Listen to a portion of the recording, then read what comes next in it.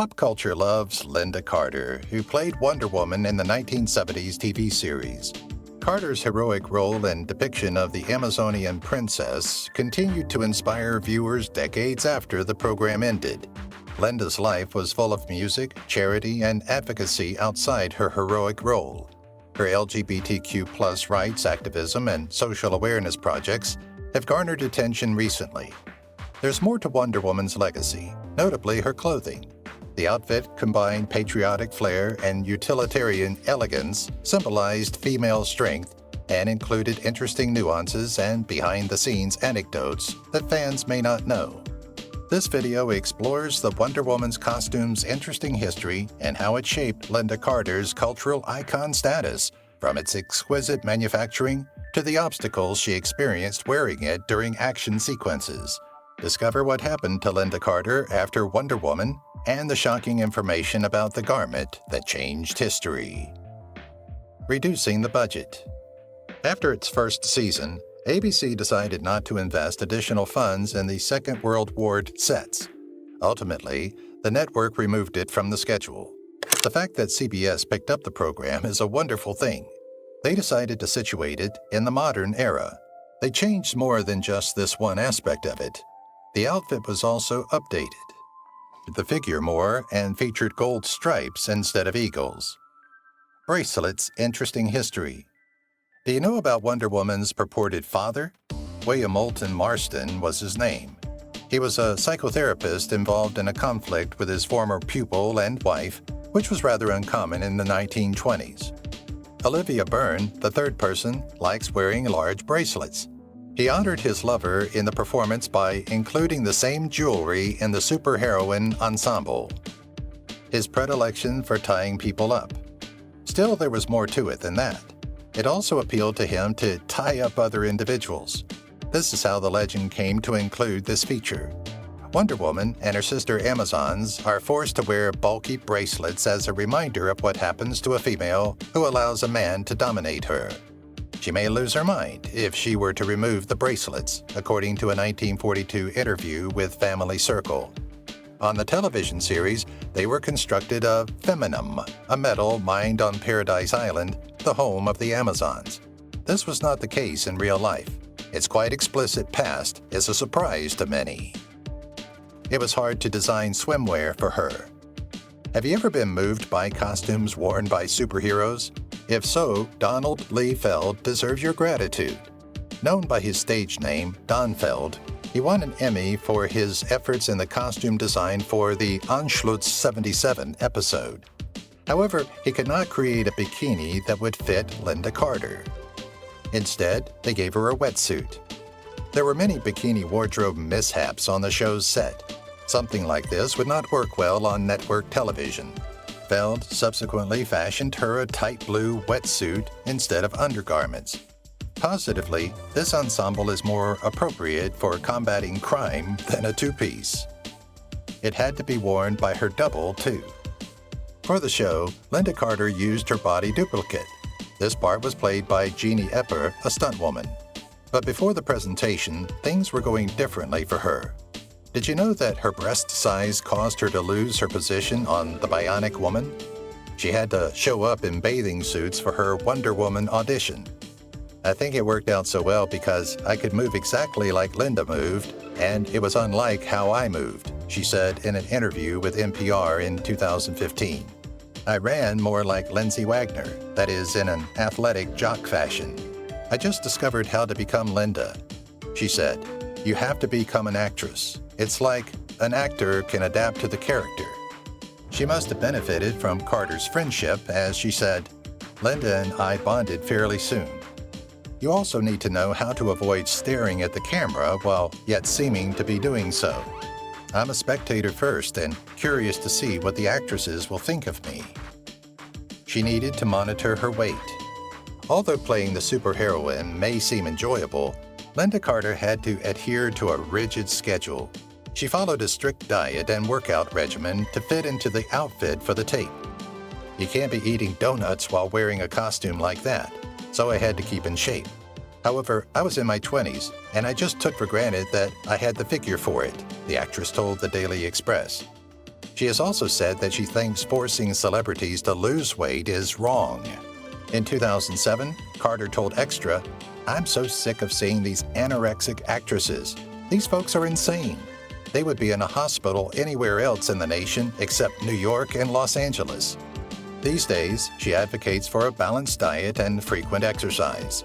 She told Energy Times 2018 that she eats whatever I want. I just reduce the amount of food.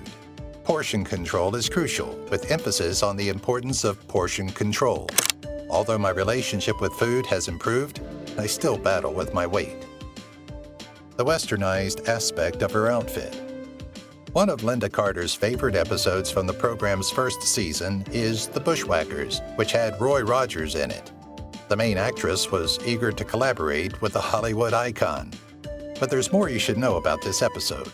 2010, she told the Daily Express, "Working with Roy was a thrill because I was a huge fan, and I still have the script he signed for me." It showed the main heroine wearing a more subdued cowboy girl style ensemble. Although we already enjoy the outfit on its own, we're interested in discovering why they changed anything at all. Do you believe the standard costume's inappropriateness for riding horses was the cause? A story has it that Roy Rogers wanted his co-star to be less visible than normal. Interesting. Her attire is popular with drag queens. Out magazine interviewed the actress in 2012. They asked her, "When was the last time you saw a drag performer decked out as Wonder Woman?" Lynda Carter said, "I do remember the first time my son saw one," in answer to that amusing inquiry. He once accompanied me to a San Francisco singing gig where a large-scale drag queen attended the performance wearing all black attire. She was excellent. Her son's response to it. The actress said, "My son's reaction was priceless, and we loved it." She said, "I will say that the Wonder Woman drag queens with enormous potbellies and mounds of hair on their chest are some of the funniest ones I've seen. I've had enough chances to see them. They're the greatest." She performed her acts in the costume. Lynda Carter was a hidden daredevil while working on Wonder Woman. Would you like evidence? In one scenario, the character was required to hang from a helicopter. Epper is the most logical person to accomplish this. But there was no way they could film this without revealing that she was a duplicate. Carter completed it by herself in the end. It is said to have infuriated the producers. How she almost perished while filming. She also had a near-death experience while working on the program. Lynda Carter revealed to Johnny Carson in 1976 that she needed to leap over a vehicle to complete a scene. They had her positioned on wires, but she underestimated the distance and struck the car head-on. In a 2005 interview with NPR, Epper said, "You got to remember this was an era where they were just barely allowing people to know there were doubles." This was partially accurate for the main actress, as she said, "For many, many, many years, all the actors and actresses said they did their stunt work." Getting the spin effect just right was difficult. Flying and superspeed are frequent topics when discussing superhuman skills. Needless to say, they will come in handy. But let's not underestimate how crucial it is for these characters to transition from everyday attire to crime-fighting gear quickly. Wonder Woman is unable to go into a phone booth like Superman can. Ultimately, the creators came up with an alternate plan. Diana would whirl around and become her persona, complete with satin tights. It was not as easy as it seems. It was more difficult to create than it seemed. The slow-mo technique they used in the first few episodes proved too costly and difficult to maintain. Ultimately, they developed the Flash. This was limited to the editing phase. Carter, in fact, just slid into the attire. You may be surprised to hear that the actress developed the spinning maneuver first. When the celebrity proposed the outfit alteration in 2015, Entertainment Weekly learned that the producers were attempting to find out how to make it work. "I could do a pirouette or a spin," she said, "because I was a dancer." They added the explosion later. There is less color in the new costume. Other people have brought the role to life besides Lynda Carter. Although Gal Gadot had the opportunity to audition for the part in 2017, she may be the most known for it. That year, she appeared in Wonder Woman, and 3 years later in the follow-up Wonder Woman 1984. It's possible that her less vibrant clothing than Carter's caught the attention of her fans. This did not impress the elderly actress. She detested their sexualization of her. Lynda Carter's portrayal of the superheroine drew many admirers. However, she did not like having everyone's attention drawn to her appearance. She gave a thorough explanation of this to Us Weekly in 1980. "I never meant to be a sexual object for anyone other than my husband," Carter said. The actress endured a lot. She clarified, saying, "I never anticipated a photo of my body would be tacked up in men's facilities. I detest guys staring at me and assuming the worst, and I am aware of their opinions. Even worse, they wrote and informed me that she found a peephole in the changing area. The perpetrator was let go." Lynda Carter thought back on all the sexual harassment she endured while working as an actor in 2018. In light of the #MeToo movement, she told the Daily Beast, "I've been afraid, but I've fended off my share of unwanted attention. However, if a guy attempted, I would respond, 'Are you serious? Burn the bra. We were women's liberation. We had no intention of taking any from anybody.'" Reasons for Wonder Woman's helmet use. The Wonder Woman closet also had a stunt suit. When the character had to ride a motorcycle, this was used. It came with a helmet and goggles, but Diana was unstoppable. How peculiar is that? But there was, in fact, a sound explanation for this. You see, they were aware that the program was being seen by kids. If she didn't inspire them, it wouldn't be acceptable. She must serve as an example. Children's safety organizations have long campaigned for TV and movie characters to wear protective gear. Hopefully, this will inspire younger viewers to do the same. Diana always drives carefully, whether she is in a vehicle or one with 4 wheels. Furthermore, when she skateboards, she wears arm protection and a helmet. What neat little information. Preserving a few costumes. It must be only natural to want to carry home a memento or two from the set when you play a part as renowned as this. In this regard, Lynda Carter is hardly an anomaly. The actress discussed it with Fox News in 2016. "I happen to have one of the costumes from the 1940s era in the first season and one from the updated version. They're falling apart somewhere in a closet," she said. She's ready to give them away. Lynda Carter recommended that the next actress to do the same way when Wonder Woman debuted in cinemas in 2017. The actress is thinking about taking the memento out of her wardrobe, however. She was questioned about whether she intended to give her outfit to a museum during an interview with the Baltimore Sun. She removed several accessories along with the outfit, saying, "If they help me restore one of them, I will certainly allow them to show it." She posted on Instagram in 2020 saying, "Wonder Woman fans have been asking me whether you still have the bracelets for a long time. Yes, that is the response. Even though I own the bracelets, I feel like a complete badass when wearing them." There were pyrotechnics within the bracelets. They had to apply special effects to make the superheroine come to life whenever she had to stop a bullet. However, the program was produced before CGI was widely used. The executives had to depend on technological magic to make the effects come to life. The bracelets had stars on them that were tiny wire-detached pyrotechnics. She just needed to push a button to unleash the sparks when they needed them. It was difficult to pull this off. Of course, there were better procedures than this. One problem was that concealing the remote control was a bit difficult. The show's most perceptive viewers may have observed that the actress had something concealed in her hand. Although the result was fantastic, one can only imagine how dangerous this was to do. She doesn't think it's sexual. The United Nations named Wonder Woman as Honorary Ambassador in 2016. Some were offended by this revelation since they preferred having a genuine lady to a fictitious one. It wasn't the only thing that folks were complaining about. In addition, there was the issue of her level of sexuality.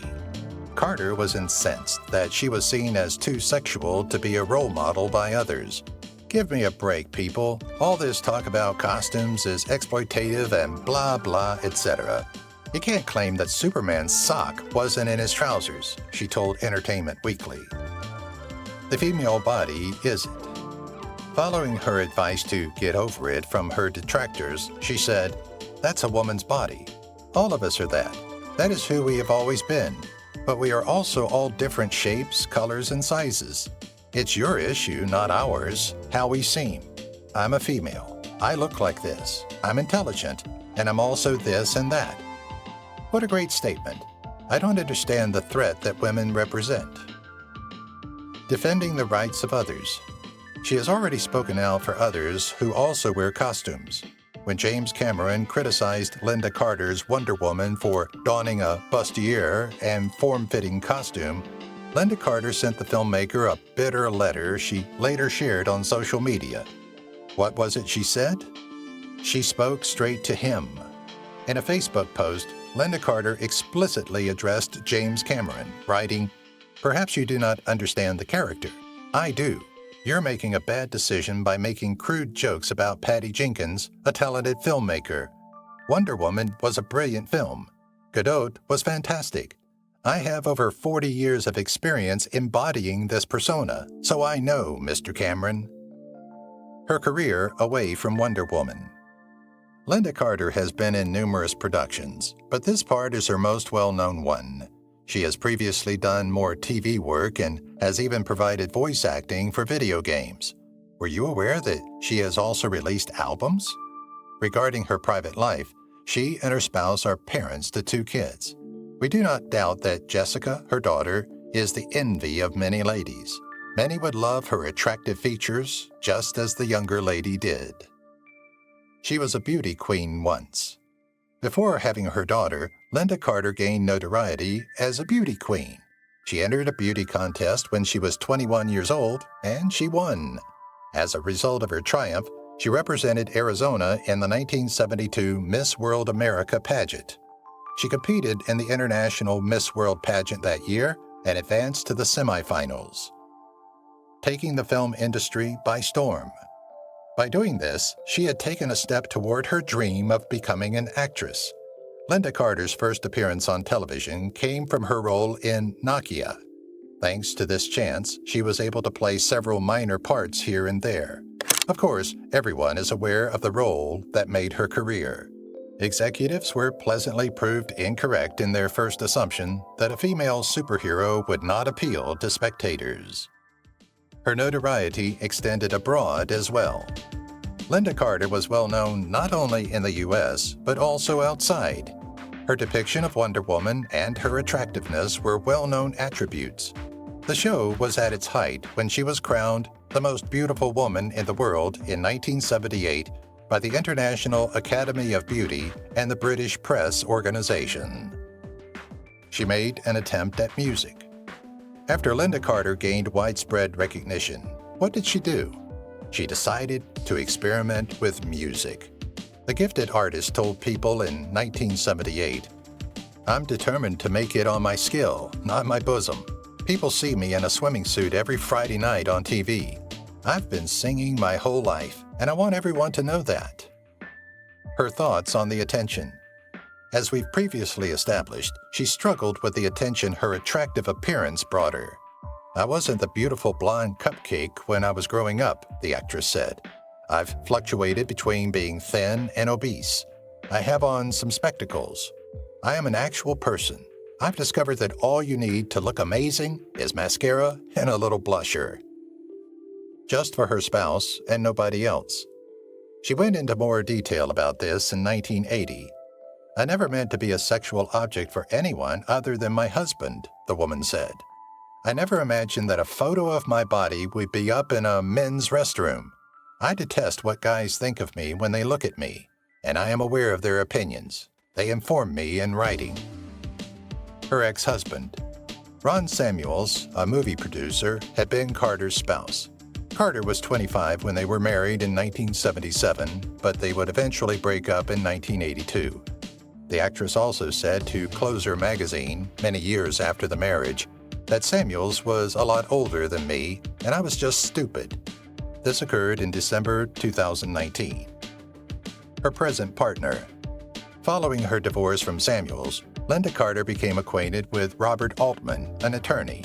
At the time, he was operating a Washington, D.C.-based company, and it didn't take them long to advance things. They were married in 1984. At that point, she was becoming tired of all the attention.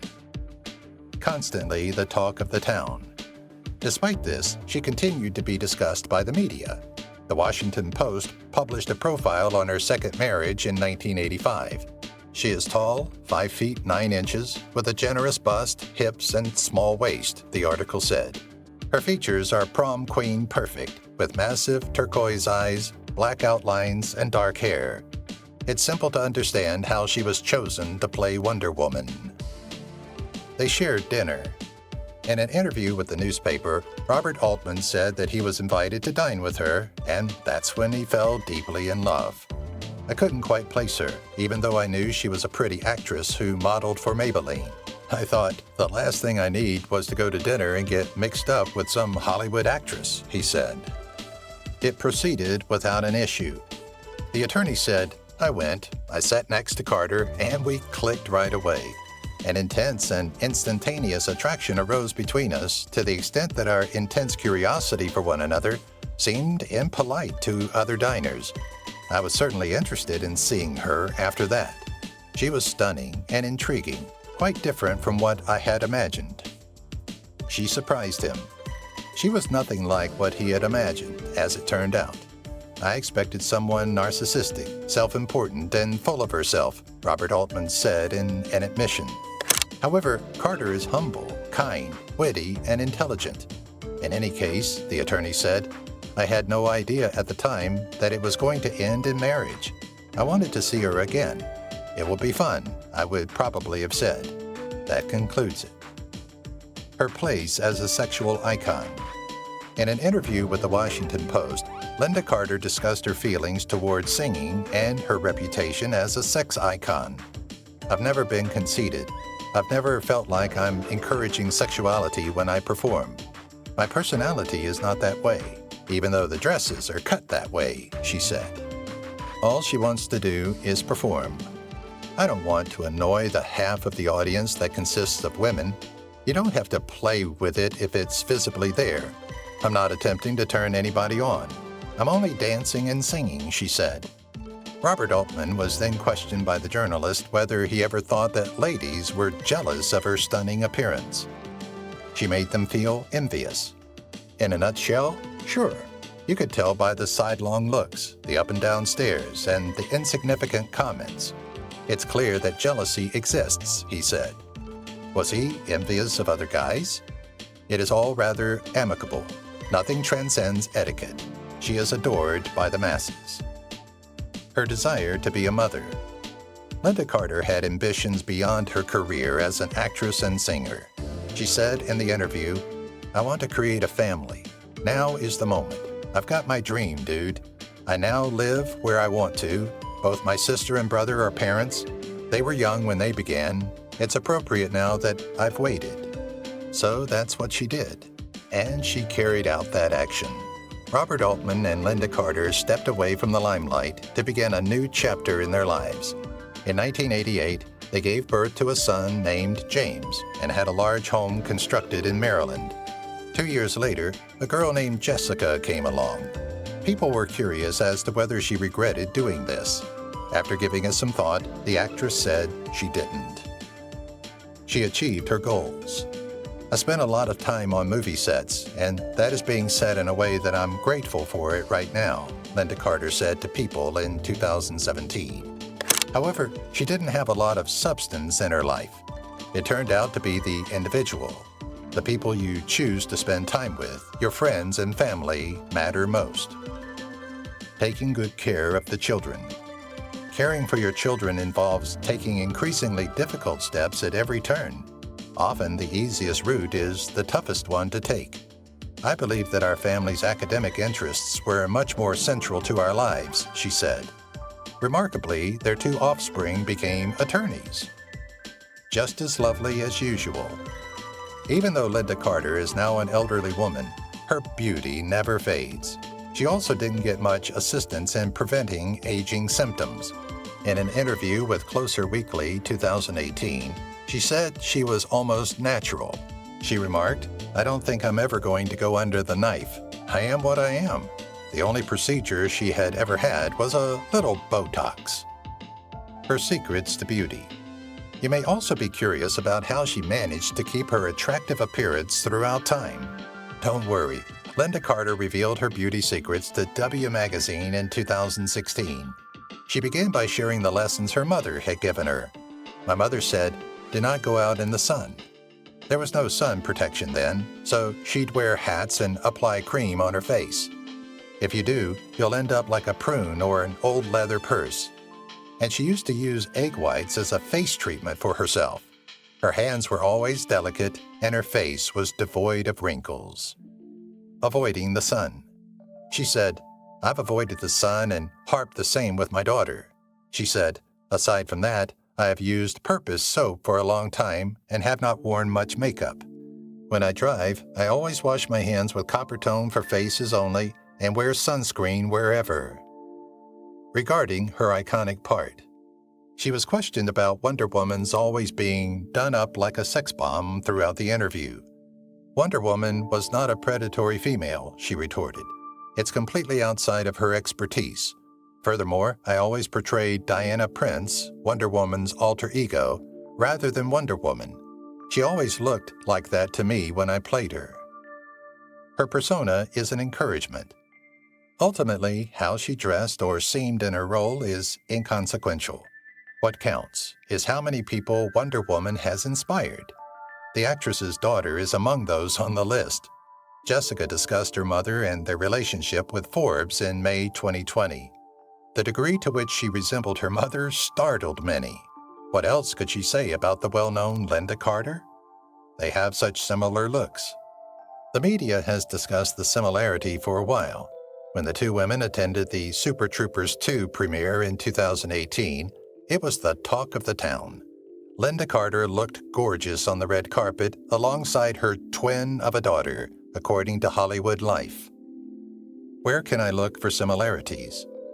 This is seen in the eyes, dark hair, and cheekbones. Jessica not only has attractive features, but also her mother's work ethic. She graduated from the University of Michigan with degrees in psychology and law. Following that, she was hired by Gibson, Dunn and Crutcher, a legal company. Her mother is an inspiration to her.